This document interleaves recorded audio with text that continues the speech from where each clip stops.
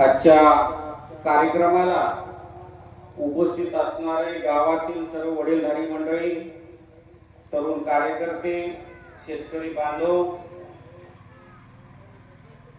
सकाळचे शेतातले कामाचे दिवस असताना सुद्धा आपण मोठ्या संख्येने या ठिकाणी उपस्थित राहिल्याबद्दल आपल्या गावकऱ्यांचं मनपूर्वक सुरुवातीला आभार मानतो।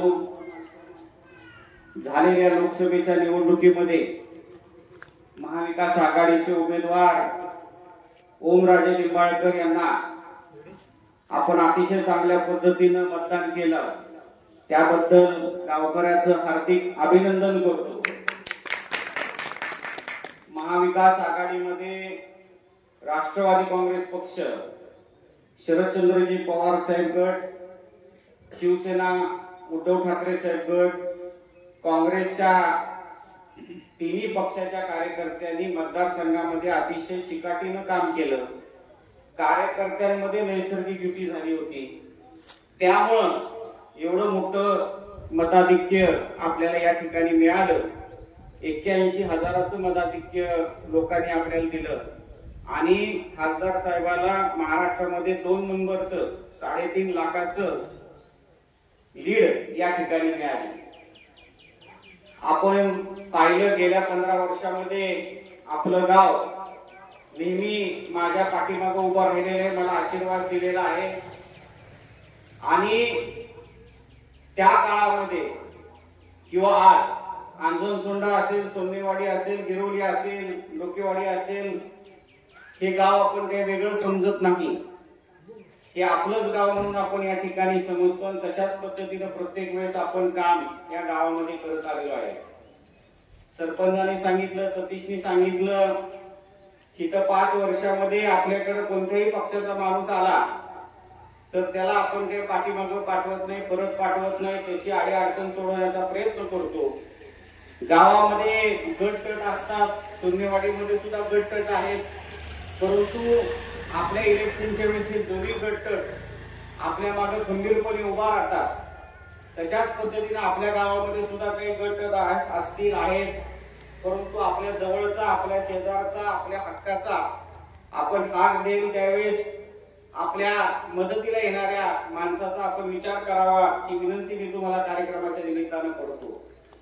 मागच्या 15 वर्षामध्ये आमदारकीच्या काळामध्ये आपल्या मतदारसंघाचं सिंचनाचं क्षेत्र वाढवण्यासाठी आपण प्रयत्न केला।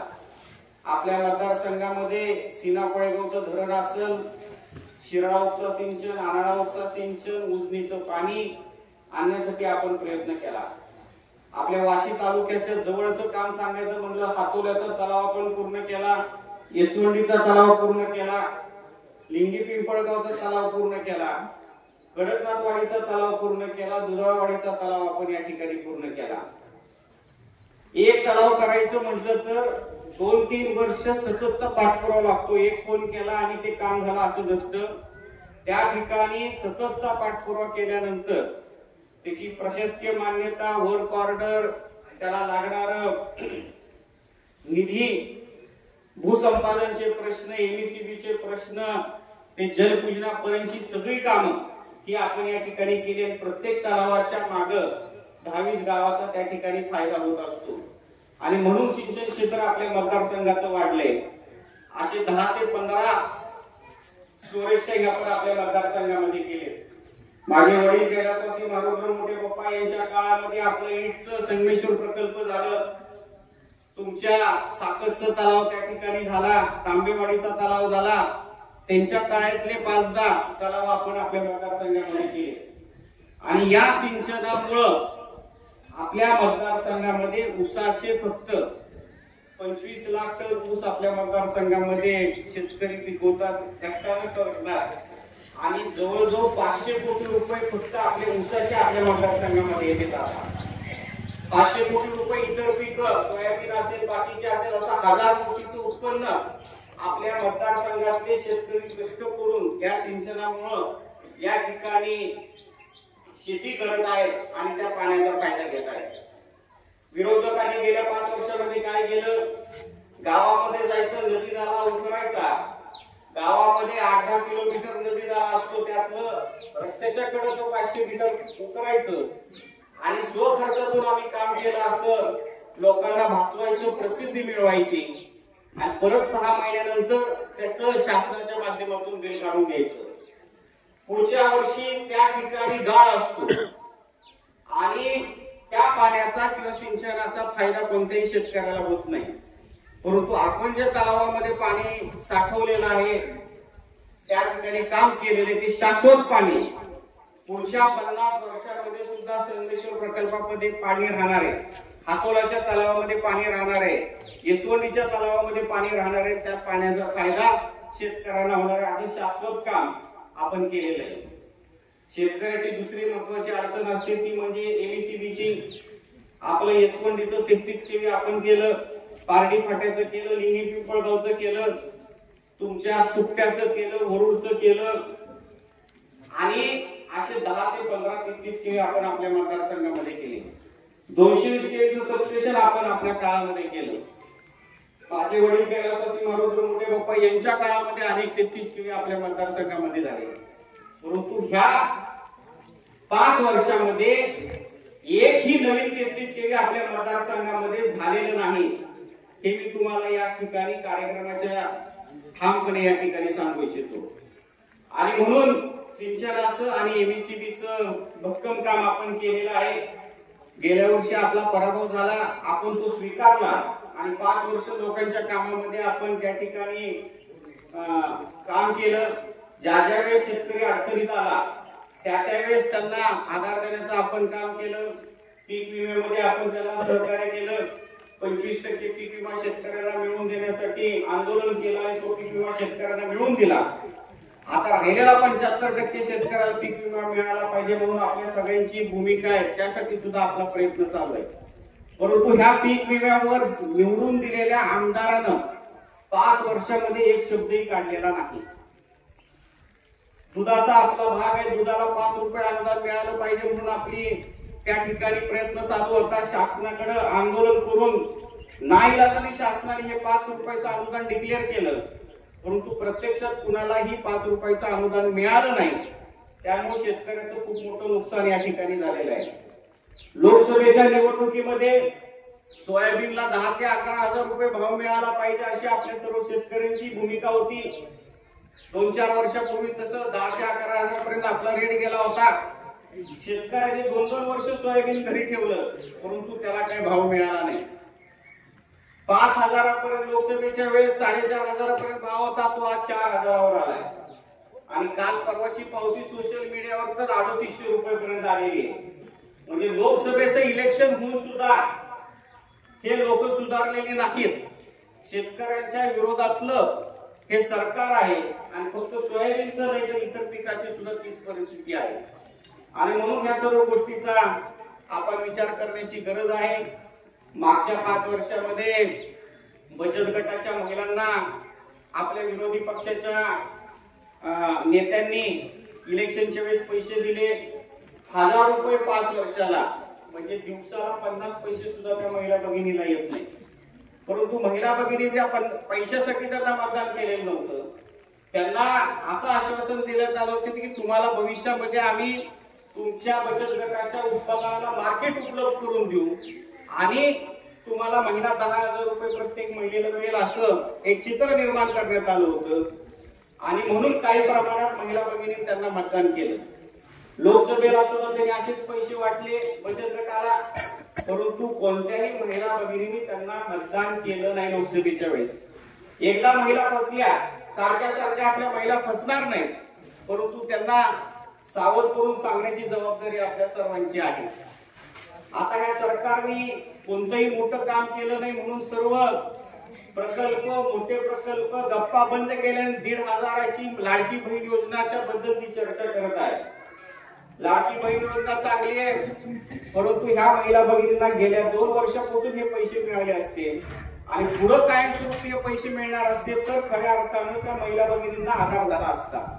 निवडणुकीपुरते पैसे ह्या महिला भगिनींना मिळणार हे त्यांना सुद्धा माहिती आहे. एका महिन्यात लाडकी बहीण योजनेची घोषणा झाली, 15 दिवसात फॉर्म भरले आणि महिन्याभरात पैसे मिळाले. किती फास्ट झालं, कारण एकदाच द्यायचे. आता हीच संजय गांधीची योजना, कितीला तुम्ही पगार भरल्या फॉर्म भरले, पगारी झाले का मंजूर? अंध, अपंग, महिला, भगिनी, विधवा स्त्रियांना का पगारी मंजूर होत नाही? कारण एकदा पगार मंजूर केली की ते आयुष्यभर द्यावी लागते. आणि तशा पगारी आपण 40,000 लोकांना आपल्या काळामध्ये आमदार असताना त्या पगारी मंजूर केल्या. या आमदाराने एक बैठक संजय गांधी निराधार योजनेची घेतलेली मला दाखवा तुम्ही. त्यांचा आणि लोकांचं काही घेणं देणं नाही. संजय गांधीची एक सुद्धा बैठक त्यांनी घेतली नाही. 3 वर्ष तर त्या ठिकाणी कमिटीच नव्हती. नंतर कमिटी झाली तर त्या ठिकाणी काही प्रमाणात मोजक्या लोकांना पक्ष बघून पगारी मंजूर करण्याचं काम केलं. आपण सरसकट सर्व लोकांना पगारी मंजूर करून देत होतो. ह्या सर्व गोष्टीचा आपण या ठिकाणी विचार करण्याची गरज आहे. बोलण्यासारखं बरंच आहे, परंतु मी जास्त लांबच या ठिकाणी बोलणार नाही. आपल्या गावाने नेहमी आम्हाला आशीर्वाद दिलेला आहे. आपण 15 वर्ष माझी काम करण्याची पद्धत बघितलेली आणि ह्या 5 वर्षामध्ये दुसऱ्या जिल्ह्यातल्या आमदाराला निवडून दिल्यानंतर 5 वर्ष त्यांनी कशा पद्धतीनं काम केलं हे देखील आपण पाहिलेलं आहे. दुसऱ्या जिल्ह्यातला आमदार आपल्या जिल्ह्यामध्ये येऊन आपल्या लोकांवर कशा पद्धतीनं दादागिरी करतो, काय भाषा वापरतो, काल तुम्ही टीव्हीवर आणि सोशल मीडियावर पाहिलेला आहे. एका गावामध्ये एक शेतकरी त्यांना प्रश्न विचारल्यानंतर त्या शेतकऱ्याला त्याची अवकात काढण्याचं काम कारंत त्यांनी केलेलं आहे. मला या ठिकाणी सांगायचंय, अरे बाबा तानाजी सावंत, तुझी अवकात काय? शेतकऱ्यांचे उसाचा काटा मारून, शेतकऱ्यांचे पैसे हाणून त्या ठिकाणी तू रोज पैसे कमवतो, ही तुझी अवकात आहे. अँब्युलन्स घोटाळा 6,000 करण्याची तुझी अवकात आहे. आरोग्य खात्यामध्ये 2,000 कोटीची घोटाळा करण्याची तुझी अवकात आहे. 250 कोटीचं कंत्राटी कामगाराचा घोटाळा करण्याची तुझी अवकात आहे. ह्या शेतकऱ्याने तुला गेल्या वेळेस मतदान केलं होतं आणि त्याची तू अवकात काढतो.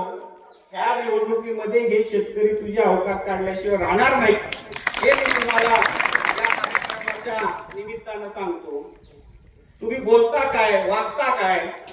शेतकऱ्याला विचारता की तू सुपारी घेऊन आला का मला प्रश्न विचारायला?